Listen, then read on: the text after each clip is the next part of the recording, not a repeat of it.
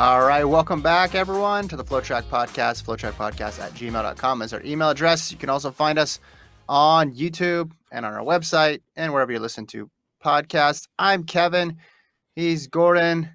Gordon didn't take the day off yesterday. You worked all through the weekend analyzing, reacting to, getting expert feedback about this cross-country field. How are you, Gordon? Doing good. Yeah. Long weekend for me. I mean, we finally have all the data that we need to know what's going to happen this upcoming weekend. You know, every week or 2 weeks, you're trying to project who's going to win the NCAA Cross Country.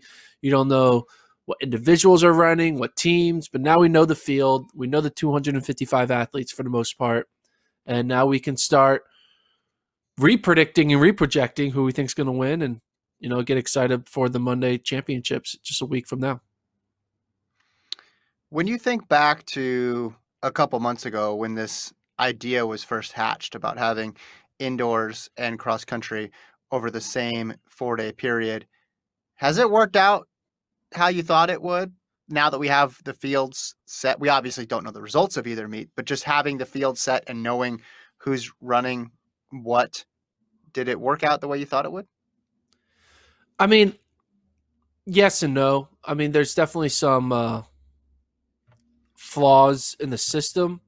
There's flaws in that, the indoor distance races are definitely not going to be what they would have been if there was no cross country championships. And the cross country championships has a little bit of, not asterisks, but, there's going to be no Oregon, right? There's going to be no Michigan. They probably would have made it if it was a normal season. But, 2 teams out of 31 not being there is not the end of the world. And when you think about it, on the men's and women's side, the teams that we thought are in contention to win it are in it. And in an indoor, yeah, we're not going to have a Yair Nuguse or Luis Grijalva or Connor Mantz or, who else? I'm trying to think on the women's side, but Whitney Orndis, Ella Donahue, not at the indoor, but we're still going to get the fast sprints, the good fields, the good throws. So it's not 100% normal, but it's as close as we're ever going to get.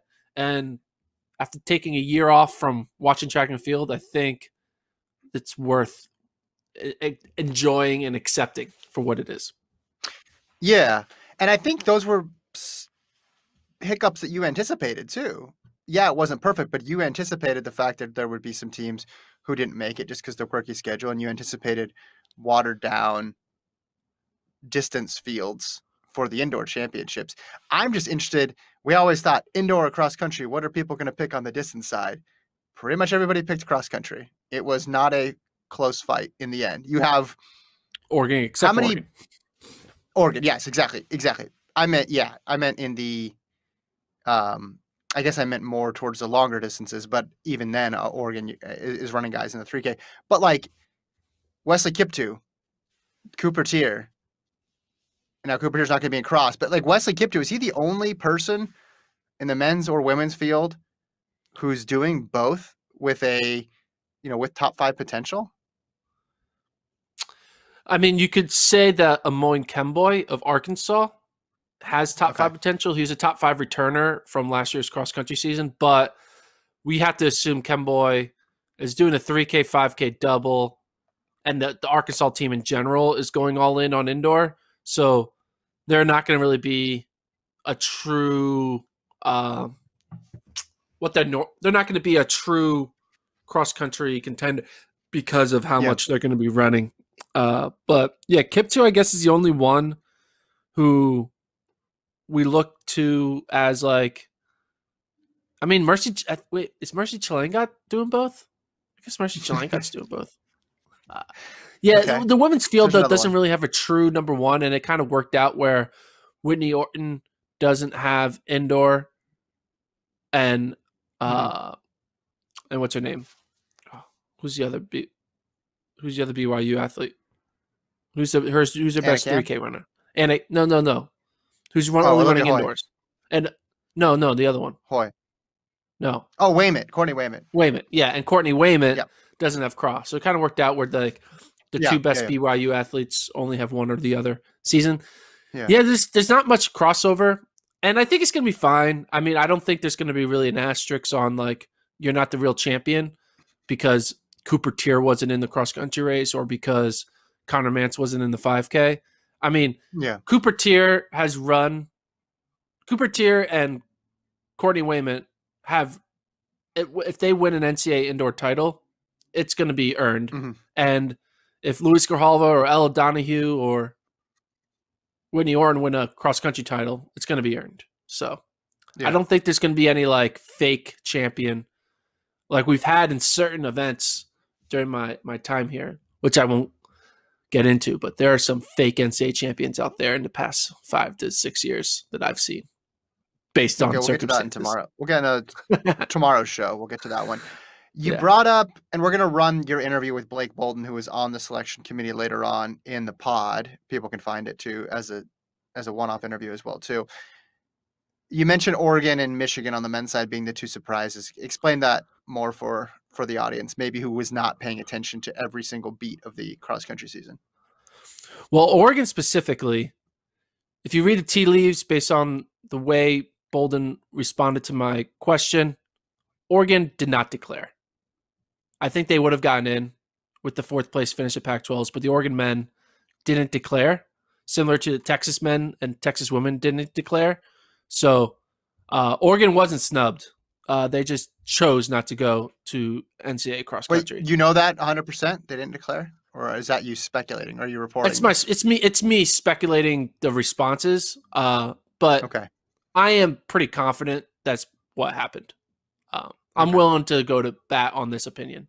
But yeah, Oregon didn't declare. So, I mean, they can, someone can ask Robert Johnson of Oregon, hey, did you declare? He might try to dodge the question, but are they at the indoor championship press conference? We'll ask them then.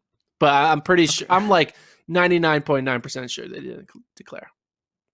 So. Well, and we saw the results last week at the end of the week from Pac-12s. We didn't get a chance to talk about it, but they only ran 5 guys, and they ran Jackson Meshler, who's going to go to the meet as an individual, and that's well-deserved. But that was a signal they're not really trying to make the meet. Yeah. If you're only running 5 guys at your conference championship, which serves as the de facto qualifier when you've only had 2 meets this year, that's just a signal that this wasn't a priority, which is fine. Makes total sense. I totally empathize. In a crazy year, any program making that sort of decision, trying to put all their eggs in one basket, not trying to spread their athletes too thin, 100% understand it. And then this is the result that comes from it. Even if they wanted to be in the meet, it wasn't like they were putting their best foot forward to qualify. Yeah. And then on the Michigan side, which we asked, which you guys can listen to one of the NCAA committee members, Blake Boldon's reasoning for no Michigan. I really think they just had a tough decision and they're trying to please 2 situations with, there are, how do you say no to a conference champion who's undefeated versus a team that their only race they have is a loss to like the 30th best team. So you're like, okay, right? Because the thing is like, I mean, people say the argument is, people say Syracuse, because Syracuse beat Michigan. For those who don't know, Michigan didn't run Big Tens. They only had 1 race, and they raced Syracuse, and they lost to Syracuse. Syracuse was only 6th at ACC, so Syracuse was a bubble team in the first place. But the argument is Syracuse probably got in for their good win over Michigan. Right. And that implies that Michigan is good, so therefore shouldn't Michigan be considered good to get in, right? And, this seemed like the play-in game. Yeah. This was the play-in race, basically. You know how the basketball tournament expanded from 64 to 68 and they had the 2 extra games? Yeah. Michigan versus Syracuse ended up being a de facto play-in game. I understand why people would argue with that and would say, hey, both of them deserve to get in. But just looking at the results, 31-42. You're right, because what else does Syracuse have on their resume? It's not like they had a signature performance this year. And if Michigan beats them, obviously that would bump Syracuse down, and Michigan would have been in the meet. Like, what Yeah. other So conclusion can you basically, draw? yeah, I think if Michigan won that race, Michigan would be in and Syracuse would not. And if Syracuse won the race, Syracuse is in and Michigan is not. I mean, people are saying, well, both should be in, but if both should be in, you have to take a team out. And the team that you would take out probably would have been like a Charlotte or a Villanova. And they probably were thinking, hey, Charlotte won their conference. We do have to give some credence to being a conference champion. Villanova is second in their conference. So I do think Michigan took a risk by racing Syracuse because you look on the women's side, they raced nobody and they just had a perfect score. If Michigan would have raced nobody, they probably would have been in the meet and Syracuse wouldn't. So I think all the Syracuse fans out there should send a thank you to Ann Arbor, and all the Ann Arbor fans out there should, I don't know what they should do for Syracuse. Just be upset at Syracuse. Yeah. Well, weren't they at a point, though, after they could not run their meet because of the COVID protocols? They had to basically take whatever they could get. And I think it was a risk worth taking because you probably thought, hey, we need to run against somebody good enough that'll raise our stature in order to get in. Now, retrospect, hindsight being 2020, you look at the women's team. What was it? What was the roster of teams that the women beat? We got Dalton South Florida, State. Dalton State, and West Florida. Right. If they ran against that level of competition, would the Michigan men have gotten in? When you asked the question to Blake, yeah, well, the way you phrased it was interesting because you basically were saying, aren't all the incentives here screwed up? Because aren't the incentives basically then to race weaker competition to get a win? But Michigan's situation was so unique because they weren't able to compete in the one thing that the committee outlined for sure of this thing has extra weight, which is the conference championship. So it was a anomaly inside of a already strange season. So there's no real way to anticipate what the outcome would have been. And I'm guessing Michigan men probably went into that meet thinking, hey, we need to have a good showing. Now, maybe they thought, all right, we didn't win, but it's not like we got blown out by Syracuse. Lost by 11 points. Syracuse's first runner was second. Michigan's was third. Syracuse's second runner was fifth. Michigan's was sixth, then 7, 10, 8, 11, 9, 12. They weren't that far behind him comparatively. Maybe they thought, hey, if we just stick close to a team that's going to get in, we'll be fine. Maybe that was the calculation. But like I said on Friday's show, there's no good answer for this, and hopefully we never have to deal with this situation again. I mean, that's the whole thing, right? Michigan is basically a casualty of the circumstance, and this isn't going to be they're like, we de-incentivize the need to race people, but like it's just because of the weird time. 1 year from now or a little less than a year from now, hopefully it's not going to matter, and everything will be back to normal, and there won't be this type of situation where a deserving team gets knocked out because of not running at their regional or something, whatever, right? Well, the other part that was interesting, I don't want to step too much on your interview with Blake, but it sounded like they almost treated the conference meet the same way they do regionals. Was that your impression, where they looked at how people were ordered, and then they went and they looked at wins going down the line? That was an interesting way to, I guess that's how you have to do it. You kind of set the conference in the same place that you had regionals. And, I'm not even, to be honest, I'm kind of surprised that the committee came back with the results they did in a good way. I mean, my projection, I had on the men's side, I projected 29 of the 31 teams that were selected, but I also projected that Oregon would be selected, and they didn't declare. So really, if I knew that Oregon wasn't declaring, I probably would have gone to the next team, right? And so I feel like they got 28 of the 30 teams, or no, excuse me, 29 of the 30 teams that I thought they would pick. So it's not like they only pick it's not like they were at all right, Alabama State conference champ, you're in, and whatever, make up some school names. The SWAC champion is now in. The Mm-hmm. CLAC champion's in. So at least there was people on the committee who knew cross country and knew we got the top 20 teams in. So that's the most important part, right? The top 20 teams are there. Yeah. And on the women's side, were there any surprises? Not really. I mean, I had Kentucky getting in because they beat Alabama, but Kentucky also lost, I think, head-to-head to Liberty, so it kind of makes sense that they didn't get in. And then I had another team in. I was surprised Colorado State got in, but it was really – there wasn't like a situation like the Michigan men. And I had Texas getting in, but again, Texas didn't declare, so that made sense. Okay. Yeah, again, yeah.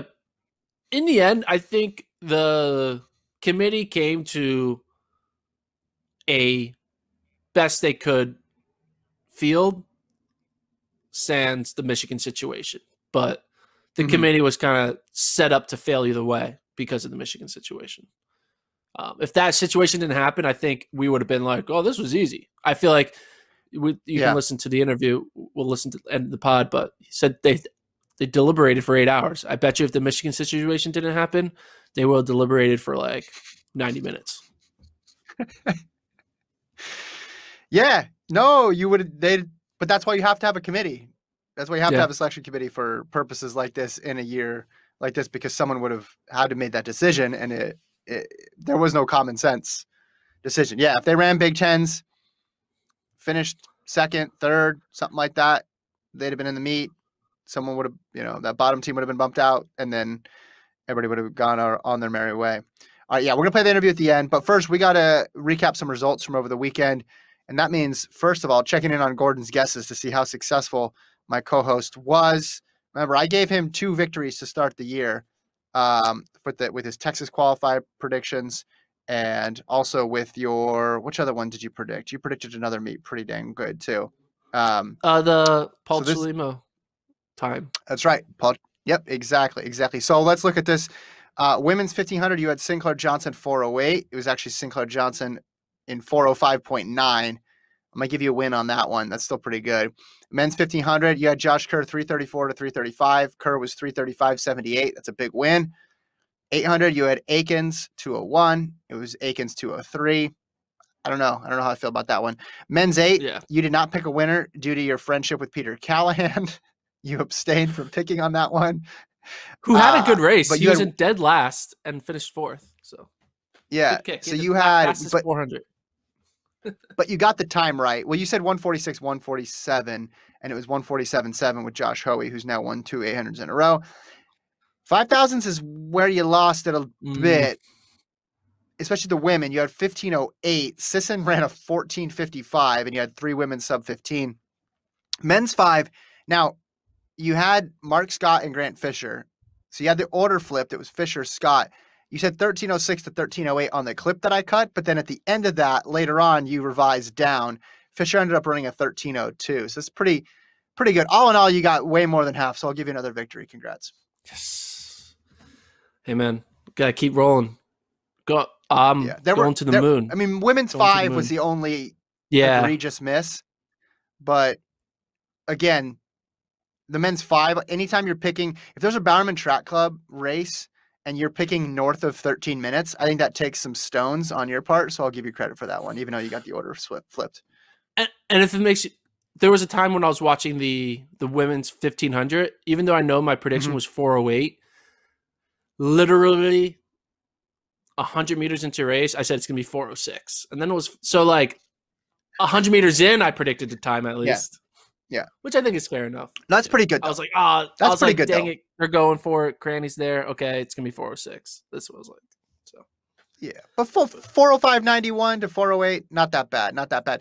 Okay, let's talk about these 5,000s, because I think those were the story. The 5,000s and Josh Kerr's run. On the women's side of things, Emily Sisson, man, is really good at a lot of events, and it was like. She was like a runaway truck once it got going downhill, because Kaladi and Ailish McColgan go out hard, and it looks like it's just going to be 2 packs the whole way. And then all of a sudden, Sisson pops into the screen, and you're like, oh man, this is gonna be a 3-person race. And then no, she just rolled right past them, and then she rolled right past everybody, and ends up smashing her PB and getting the Olympic standard. So I was very impressed with Sisson and the way she ran that race, and that's probably a blueprint for how she'd run it at the trials. That's her best path. She probably does not want it to come down to, she doesn't want it to dawdle at all. So she's going to need that grinded out style. But 14:55, I'm sure it surprised you because you predicted 15:08. But what do you think of the women's 5? I mean, I was impressed that multiple women broke 15. Ali Buchowski had a huge PB. She went from like 15:20 down to sub 15. Yeah. And once you're in the sub 15 range, you're getting into a realm that, like, there was a time when we would go generations without lots of American women getting into the sub 15 era.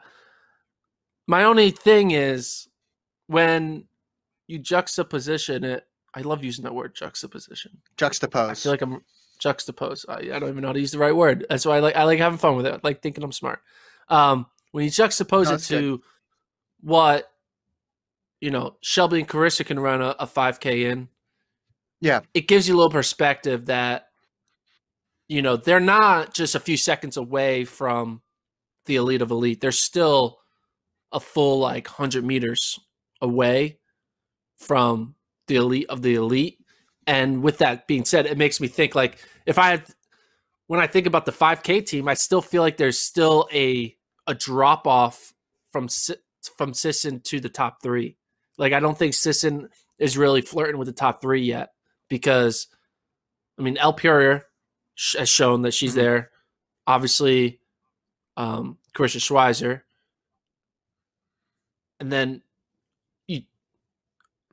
I would argue like a Shannon Rowberry, who's running the 1440s and stuff like that. So I'm just not sold yet. It didn't. Well, I think what this proved was, we debated last time, is Sisson going to run the 5 at the beginning of the meet after they switch the schedule? I think she's going to run the 5. I think that settled it. Huddle was the other one we talked about. She DNF, so that's a TBD whether or not she runs the 5 or she already has a standard, so she doesn't need to worry about getting it. But just so many women now under 15 minutes that you think could have a shot. I'm with you. Purrier can run sub 15 and kick. Schweizer can run sub 15 pace and kick off of that. And you're going to need to do probably both of those things if you want to make the team. But I was just impressed. Sisson's a marathoner, and she's able to do this. So this is impressive range for her. And Bachowski that's a crazy PB for her. I would say it does make me think more about Sisson as a 10K true contender, because, 14:55, it shows you got some speed, and she's obviously better at a longer distance. So I do think it makes Sisson more of a challenger 100% into that top 3 in the 10K for sure. Yeah. Kaladi, sub 15, we mentioned. Monson got the Olympic standard too, 15:07, and Gwen Jorgensen got it as well with a 15:08. The men's side of things, I'm going to channel our former colleague, Lincoln Shrike, who we haven't heard from on the group chat in a while. Hope he's doing okay. Lincoln, send us a message if you get this. He would always say, you got to like Grant Fisher here. That was his go-to. Anytime Grant Fisher was in a race, you got to like Grant Fisher. And it paid off here. 13:05. Pretty big margin of victory, too. Mark Scott, 13:02. Sorry, 13:02 to Mark Scott's 13:05. McGordy, 13:06, and Joe Klecker, 13:06 as well. But I think the most impressive part of Fisher's run here was closing in 55, because that's the part that's going to put you on a team, is the ability to close that quickly. Yeah, this is the Grant Fisher that I think Grant Fisher has finally arrived. When he came out of high school, he was, that phenom, the broke 4. But when he went to Stanford, he was super held back and conservative with his training, with his racing, and under Milt's leadership. So he never went all in on a 5K to try to see how fast he could truly go. I mean, even in Right. his first 5K, he called himself still a 1,500-meter runner. And throughout his entire 4 years in college, he didn't race often. He never really Mhm. time trialed. He just got the top 48 mark in the West and then, went on to try to win a national title. He had early success his sophomore year, but even he never had like a Morgan McDonald type dominance or a Cheserek. And even his first year out of college, he kind of just became another guy. He wasn't like, "Ooh, watch out, Grant Fisher, like top 3 threat." But now him running a 13:02, not an all with a strong close to a Mhm. 13:02, shows like one, he's running an elite time with a strong close. He is now like in the peak of this is what we thought you could do come when you were an 18, 19-year-old. And we finally have it. And I think Grant Fisher, he's young still. I mean, he's still young. I'm not sure how old he is. He what, 23, 24? I'm not sure the exact Mhm. age, but he's still young. And I think the sky's the limit for this guy. I think this is a mark that says you're going to win multiple national titles and you're going to flirt with the American record in Whoa. throughout the next 5 years. I mean, 100%. Whoa. Wow. Based on what his talent level is, he is now Yeah. really honing in on his talent. Like, this isn't going to be a one-hit wonder. This is just a start. Like, he's going to run Okay.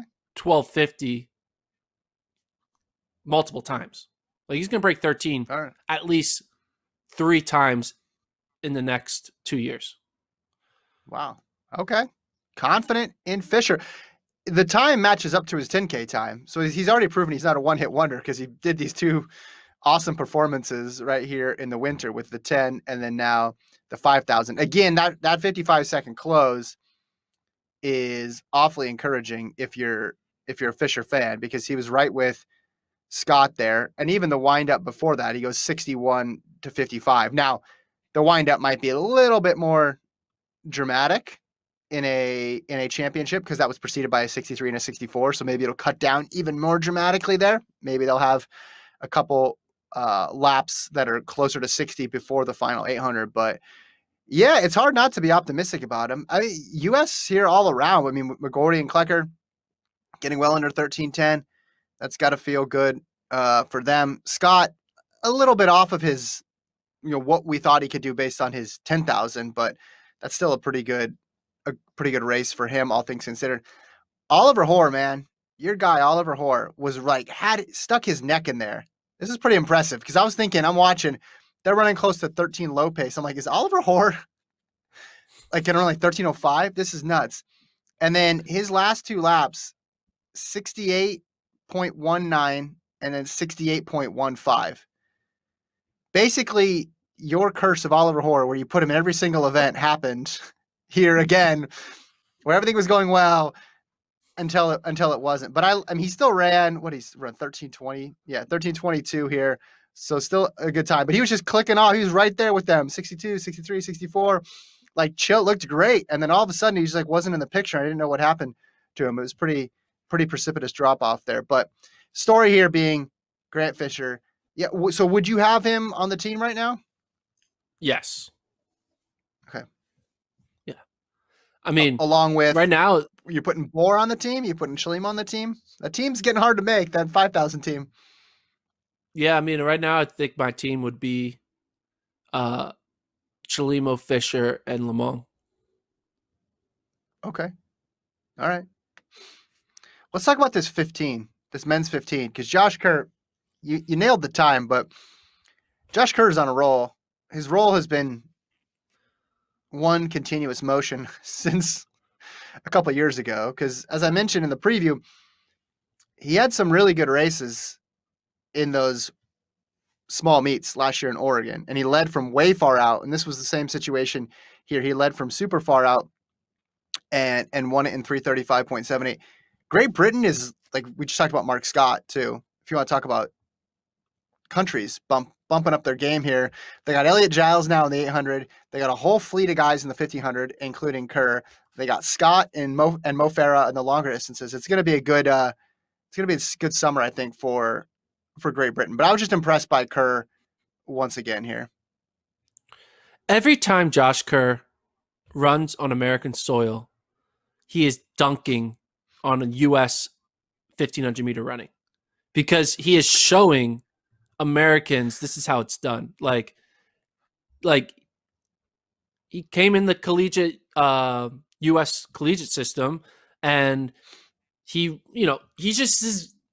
running the way U.S. 1,500 meters should be running, and he just shames them. He goes out there, he runs 3:35, and then the rest of America is like, we're going to run 3:38s.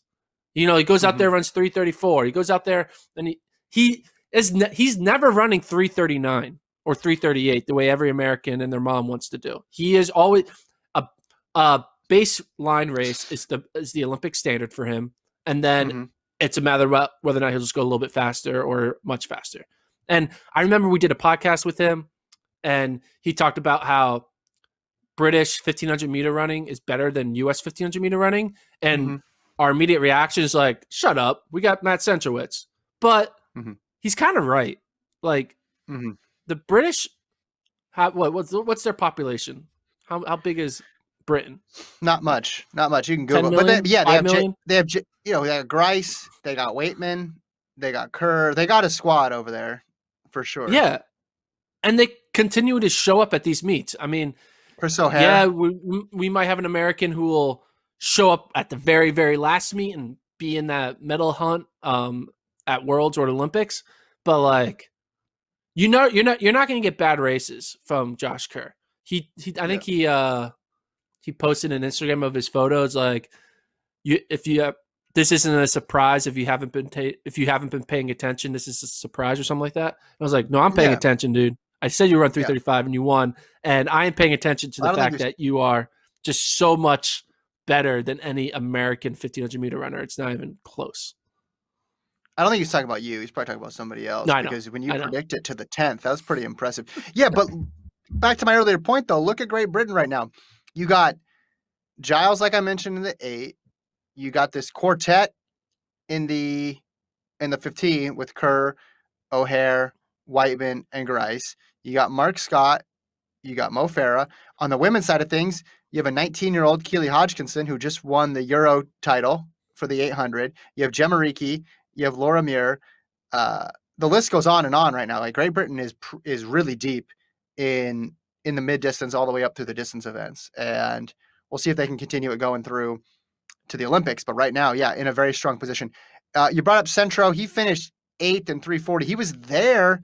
Like when Kerr made the move, the race was essentially over. But Centro was in that chase pack, and it looked like he might get second. And then over the last 200, he fell back quite a bit. Is this a big deal, do you think, or absolutely no deal, to quote PTI? I think it's a deal.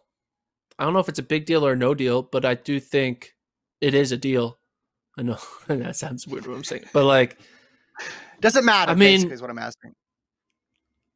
He definitely shut it down, for the record, and it's not like he's like washed and he's maxed out at 3:40, 1,500 running, but it does show that like he isn't an automatic. When I show up, I'm the best guy on the track, the way he was 2, 3, 4 years ago. And I do think for him to make the team, he's going to have a great day. Now, he's possible of having a great day, but he's not going to make the team on a good day. He's only going to make the team on a great day. And the question is he going to navigate these next few months to make sure he has that great day when it matters? Now, he can. He's done it. He has the experience and the talent, but he doesn't have room for error anymore. And I think that's what we learned from this race, is that he is getting closer to the twilight of his career where, you got to make sure you show up at the right moment. It kind of reminds me of like Nick Simmons in 2015? When he kind of was just like not really in any races during the regular season. He didn't really know. He wasn't looked at as like a dominant figure in the 800. And then he just showed up at, USA's, and won. Yeah. And it showed like, Got I it still done. got it. I know how to time it. And he, in his post-race interviews, he was all about like, how to be where I need to be at the right moment. Yeah. And I think that's what Centro has to do. He has to be where he needs to be at the right moment. But if it's a little bit off, something happens, then it's a He's change of air. well, he's a guy who's run indoors pretty regularly. I remember that was the year that he decided not to do it, and it was kind of a big deal. We're used to seeing him race at Milrose. 2019, he didn't race indoors, but 2019 he ran pre-classic and got sixth in the mile in 3:52. Now that was in June, the end of June. This is in the beginning of March, so it's a little bit. It's just hard to compare. He's at like a weird spot. I want to see at least one more race, like one more early season race from him before I chart his course forward, because you could definitely see a scenario where this was just him completely shaking off the rust. I know he ran that 5,000 late in 2020, but yeah, you could also say, hey, he's in a new stage in his career and the wins aren't going to come as easy now. And that wouldn't be surprising because everybody has that point in their career. Yeah. And he's just not going to prioritize these races the way other athletes are. Right. I mean, but you look at, say, for example, 2016, the year he won the Olympic gold. He won Milrose in 350 at the end of February. His first outdoor, and then he went on to win, obviously, World Indoors as well, too. So that was a different year. But his first 1,500 outdoors was Portland Track Festival, I want to say. Runs 341 and gets ninth in that race, right? So, I mean, there you go. Yeah, I mean, that's true. Yeah. Well, no, I'm looking at this right now. Invitational men's 1,500. Clayton Murphy first in 3:36. Jordan McNamara, Doran Ulrey, Ben Sorrell, Hassan Mead, Graham Crawford, Matthew Mayton, Christian Serratos, and then Matt Centrowitz, 341.39. Now, you know what I think he's doing? He's giving fellow runners like a story for them to have for the rest of their life, being like the time they beat Olympic champion Matthew Centrowitz. Like he's like saying, all right, who has yet to beat me? Okay, you now have the story. I'm going to run 340 here, and congratulations, you can be sitting here. You go, Ryan Adams. Ryan Adams. You forever can beat me. I mean, he almost decided to give it to Cole Hawker, but he's like, no, Cole, you're too young for you to have this story. And he outleaned him in that 5K. Well, and that's my point too. That 5K that was long enough ago to where you're thinking, okay, there you could still be race rusty now, starting up again. But it wasn't so far ago that you can't use that as, okay, he's at least in a baseline. I mean, it's 13:30 low. Wasn't the world's great, was far from his PB, but he looked pretty sharp, and beating Cole Hawker now, that win ages pretty well. Yeah. Yeah. Like that's a 350 miler. It's pretty good. Anyway, all right. Those are my observations from the Sound Running Invite.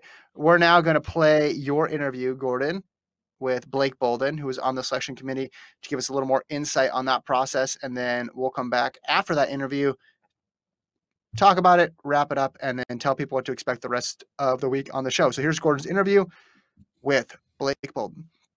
Want to welcome director of the Drake Relays, Blake Boldon, who is also a member of the NCAA selection committee, where they just announced the 31 men's and women's teams and the top individuals who will be going to the NCAA championships in Stillwater, Oklahoma.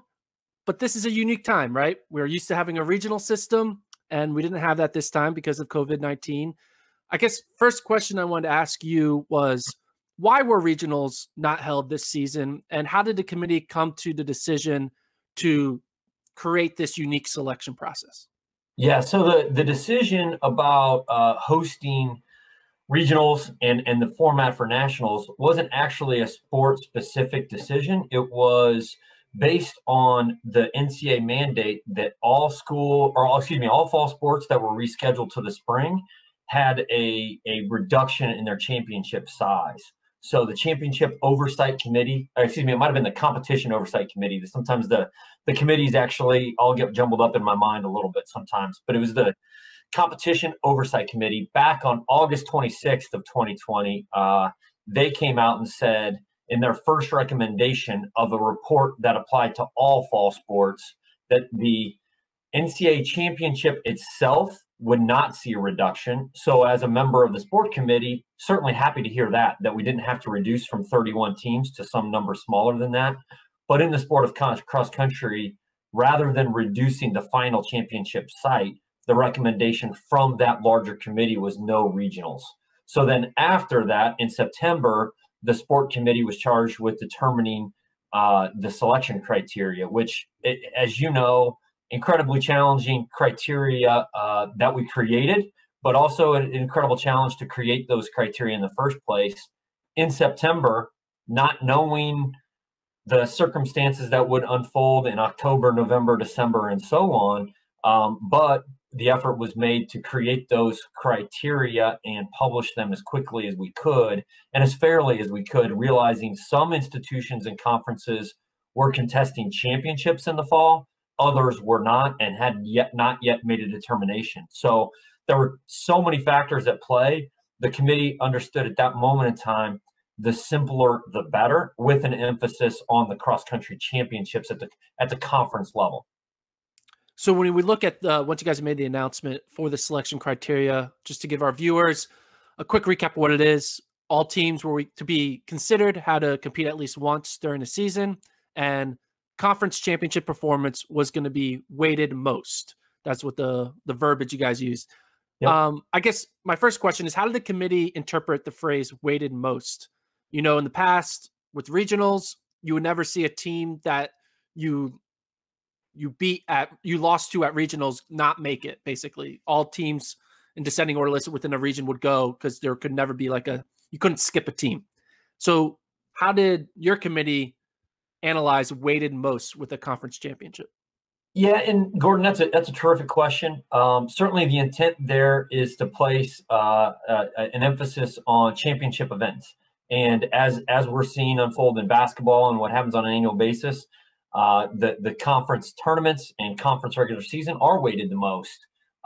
However, cross country is very, very different. So we left it with an ambiguous statement because there are more conferences than we have spots, or at least an equal number. So we knew that automatic qualifiers would not be possible based on conference finish. So conference champions would not automatically receive a berth.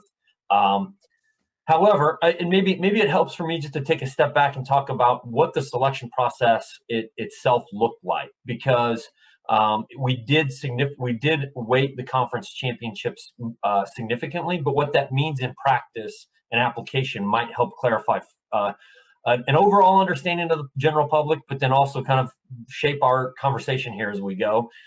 We worked closely with Direct Athletics in the leadership team there. They did a wonderful job of building a custom tool using TFERS and the the declaration information that was provided during the entry process. So we had a dashboard and the shared screen where on the left-hand side of the screen were on the screen were all declared teams, and then there were two additional columns: in consideration and then accepted in the meet. So we started with all of the declared teams in the left-hand column, and the conference champions were at the top. And it automatically ranked by conference champions. So we were then able to pull all conference champions into the middle column, and then start to identify just objectively as possible, how do we compare conference champions versus conference champions, move the most clear-cut definitive qualifiers over to the right-hand column. As we did that, we were then able to see all head-to-head wins of those in either the left or middle columns against anyone that we'd moved to the right. As you know, very little head-to-head non-conference competition in 2020, 2021. So that wasn't significant data, but it did guide conversation when a victory over a qualified team appeared in either of those two columns. So I hope that process helps inform. And then when we kind of narrow that list down, certainly when a conference champion would be moved over, we would then look at second place possibly third place in each of those conferences to then continue on a head-to-head basis. Certainly look at all of the comparative data that was available relative to cross country this academic year in all of those teams in that middle column. You mentioned how there are more conferences than spots. Couldn't just give everyone who won a conference title an automatic berth.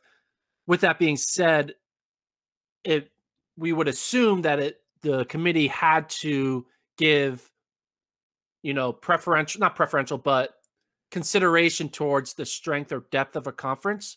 Was that taken into consideration where if someone, was the winner of the Pac-12 conference versus another conference that doesn't have a history of cross-country national champions, was that considered for ranking your conference champions? Our efforts were almost exclusively focused on the current academic year and the current rosters, the current performances of the teams. And maybe let me speak even more personally, because I was at a conference championship on Wednesday, and I can't speak for all of the committee members. I can speak for myself personally. And I will say we started the selection yesterday. It was an 8-hour process with heavy deliberation and sometimes very impassioned arguments from one committee member to another and back and forth throughout the process. And I can say very clearly, every effort was made for an objective and fair process to determine our 31 institutions and those individual qualifiers. But let me speak personally, because I was at the Missouri Valley Conference meet on Wednesday. I did have the good fortune of also being at the SEC championships last October. So I saw some championships and could give some first-person accounts of the quality of the teams and individuals at those championships. But when I left Wednesday from the Missouri Valley Conference meet, the two winners at that championship were clearly impressive. Each of them put 4 in the top 5 in the individual race, one in commanding fashion, over what, in my estimation, is a pretty good Missouri Valley Conference. Now, how does the Missouri Valley Conference compare with any of the other 30? Well, there were 29 conferences held. 28 conferences contested championships. So how does the Missouri Valley Conference compare with the 27 other championships? It's a good question. It's a hard one to answer. So then I looked at those teams in our league that competed out of the conference. And there's not very many data points there, as you could tell, but very clearly I could see these teams compared favorably, or at least compared well, with Lipscomb based on a head-to-head competition. Looked at what Butler did that same day. Then also, and this is both men and women, Loyola on our women's side, Illinois State on the men's side. But then I looked at other common opponents where Lipscomb competed against Liberty on the women's side or others. And then you look at realizing it's a very limited data set to examine the pathway for each conference champion and what that season meant for their own student athletes. That was the same diligence that we examined every conference champion in the country. So it's an almost impossible task. And at the end of the day, we did take it incredibly serious, because to me, it's a life-changing decision that some student athletes are going to have the opportunity to experience a championship for the first and maybe only time. And then there are others who won't have that experience. So it wasn't lightheartedly or haphazardly that we went through that process. Was like last year's NCAA finish or this year's indoor 5K or 3K marks, or even like the coaches poll, taken into consideration when trying to create more data points? No, so the coaches poll wasn't a reference point at all for any member of the committee. And personally, I made an effort to not look at that until after the selection was over. And the indoor track and field marks from TFERS were not examined even for the individuals, realizing that is an entirely separate championship that will be contested days prior. So that data was not there. Several committee members, and myself included, would reference past, whether as you've asked already, the quality of a conference or their place finish from previous seasons. But then the NCAA staff that were present on the call reminded us every time that would come up. And it was a half a dozen times over 8 hours. that they would remind us that that was not our selection criteria. That was not the purpose of our conversation. And it was a healthy dialogue. And so those, while it's not possible to remove those thoughts from your mind, they were not part of the selection conversation or criteria. There were some unique circumstances for some notable teams out there, specifically University of Michigan, perennial cross-country school that wasn't able to compete at their Big Ten championship out of their own control due to COVID-19. How did you handle a team like Michigan and even a team like Navy, who also wasn't able to compete at their conference championship due to COVID protocols? So basically a team that ran a regular season but didn't really have a conference championship data point. Yeah, you are speaking to the heart of the challenges that the committee faced.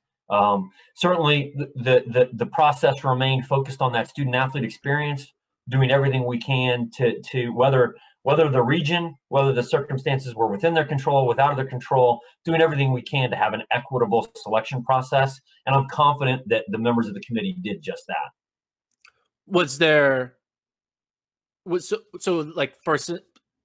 How do you measure a one race data point, right? Where was there anything that you had to do? Because, from the outside, Michigan men and women both went to the same meet. The Michigan women didn't really race anyone of stature and had an easier perfect score versus Michigan went up against Syracuse, which ended up to make the meet.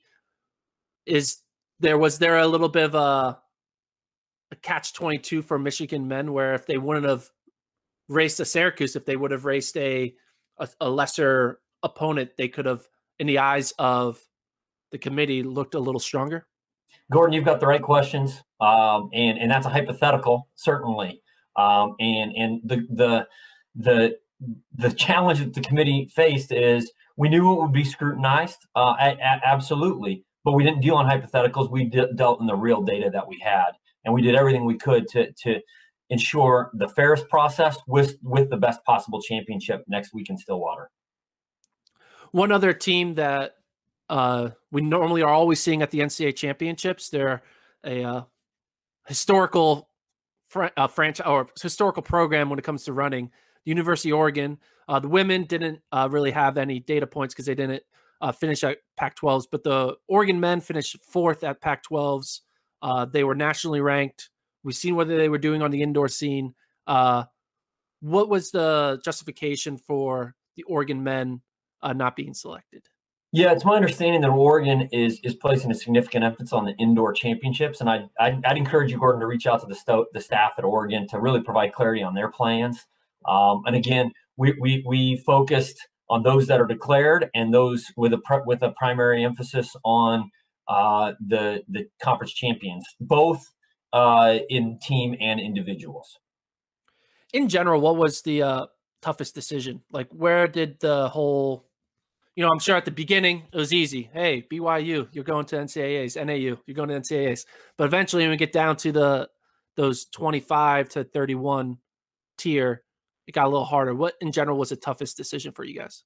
I think you've hit the process. I mean, you understand when I've laid out and that's why I try to be as transparent as possible. There have been times where I've been left out of a championship in which I felt very strongly I belonged there. And so I understand those student athletes that are on the outside looking in this spring on this championship and the heartache that they feel. I felt it in my past as an athlete and as a coach.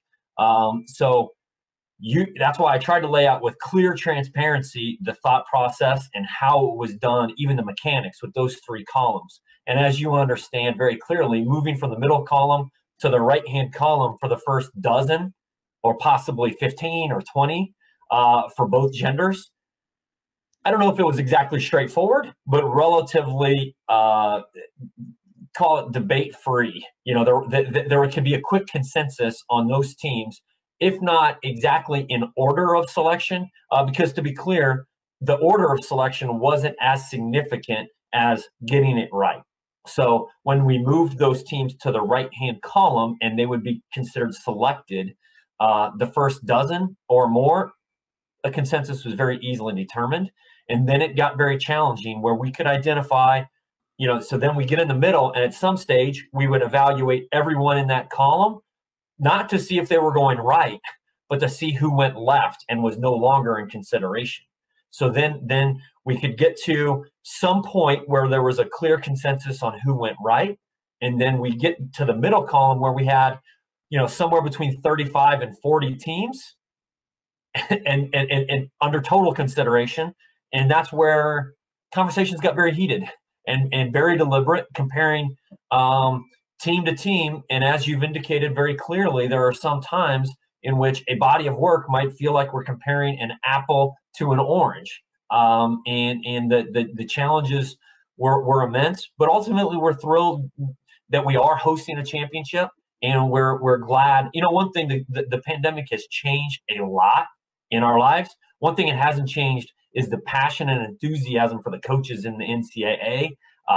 They're ready, and no doubt we'll have a world-class. The NCAA Cross Country meet every year is among the best foot races in the world, and there's no doubt that we'll see that a week from now in Stillwater. One last question. Because of this unique situation, we had a unique selection process. We had individual champions at every conference get an automatic berth, which basically has turned the meet into a little more, it has a little diverse school presence, because there's going to be schools that are going to represent an athlete for the first time in their program history. Do you believe, or is there any talk within the committee that aspects of this selection process might be carried on forward, giving more weight to a conference championship? If an athlete may not be top 4 in their region, but they could win their conference champion. That's an interesting concept. I think the one thing that this, just to be very candid, one thing that this process reaffirmed for everyone on the selection committee was the way we do it in an annual basis is pretty good.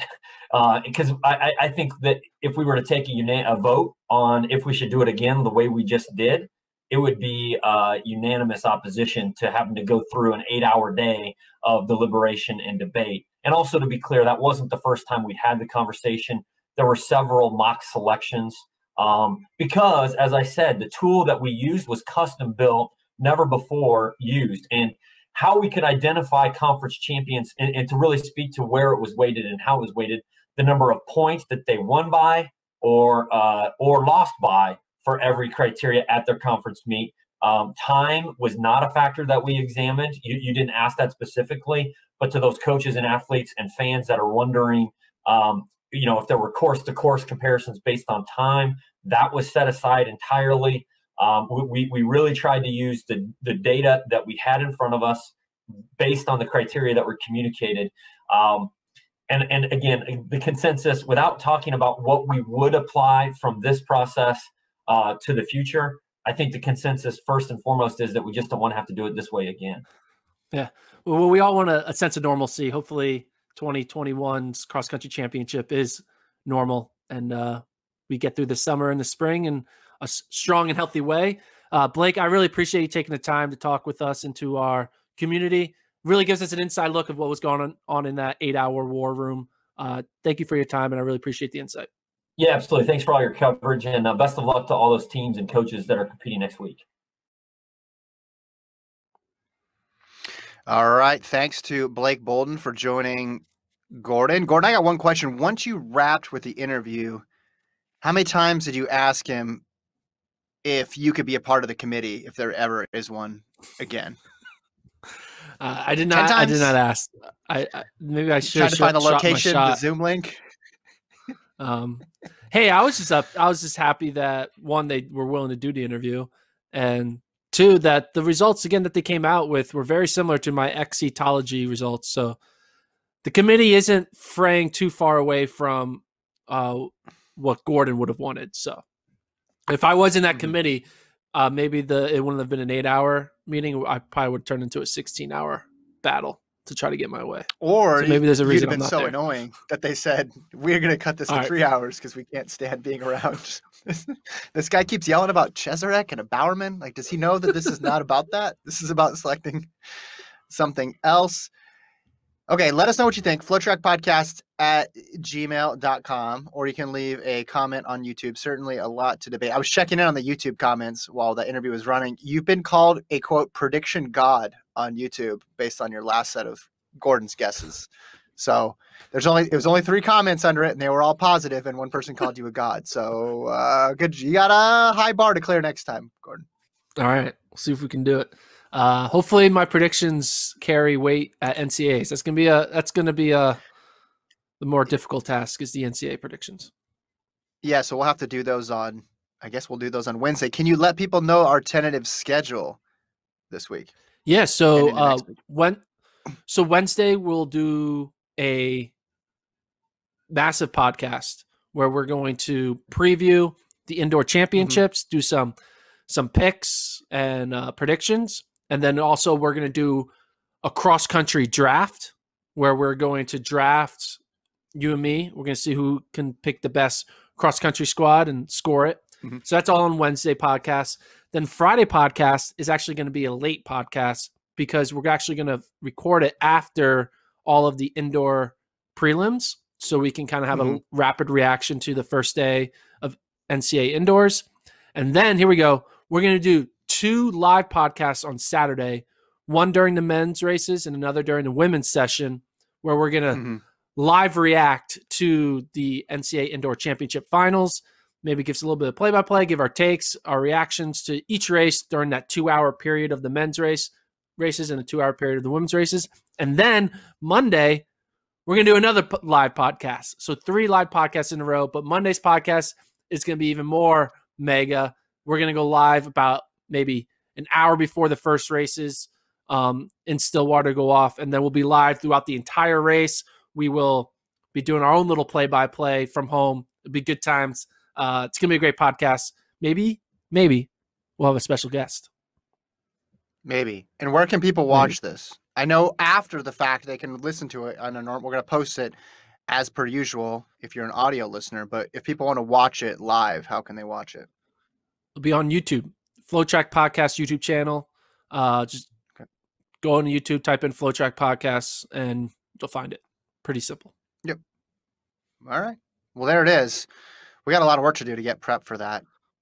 Yes. And thanks in advance to Lon for doing all that to get it going, for dealing with all of your exceedingly difficult demands here. And thanks to Alon for producing today, of course, and for Blake Boldon for chatting with Gordon. That's all we got. We will be back, as Gordon said, on Wednesday, and then Friday in the evening, Saturday a bunch of times, and then again on Monday.